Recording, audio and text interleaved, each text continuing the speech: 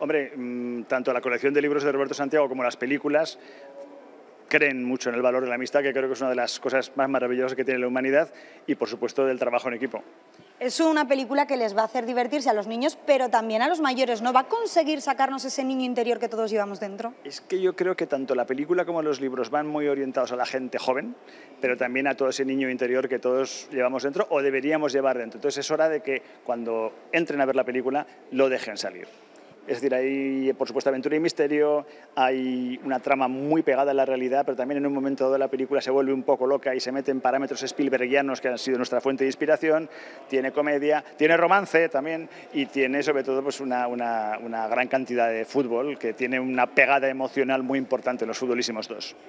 Fuera de cámaras, por ejemplo, fue una vez en la que en una de las escenas teníamos que ir como con un arnés porque teníamos que caer a un sitio y fuimos a probarlo, la niña y yo, que íbamos a hacer la escena.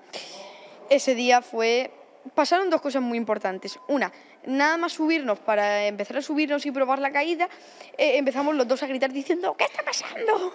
Y estamos los dos muertísimos de miedo. Y luego la otra, ese día iba bebiéndome una Fanta, era todo como un establo. Iba bebiéndome una Fanta y casi me ataca un caballo desde su casa. ¿Y eso fuera de cámaras? Eso fuera de cámaras, pero luego dentro de cámaras recuerdo una de las escenas que tenía que decir ¡Jolín, Camuñas! Y aquí Miguel Ángel me dijo... Estamos en directo, que lo sepas. Lo sé. Sí, no, que nos puede contar la película entera. Nicolás, yo creo que igual nos podemos dejar un poquito para la peli, ¿no? Me dijo, di lo que quieras. Y dije... ¿Y dijiste lo que quisiste? Bueno, yo me lo he pasado increíble, rodar con Miguel Ángel ya es la tercera película que hemos grabado juntos y ha sido muy divertido rodar con los niños, para ellos era como un campamento de verano, creo que nos han contagiado todas esas ganas, ese juego, ¿no? Y los adultos nos contagiábamos todos los días de esa ilusión. Pues ya para terminar, ¿qué día la podemos comenzar a ver? El viernes 8 de agosto es el estreno en todos los cines de toda España, así que por favor, id a verla si queréis pasar un buen rato.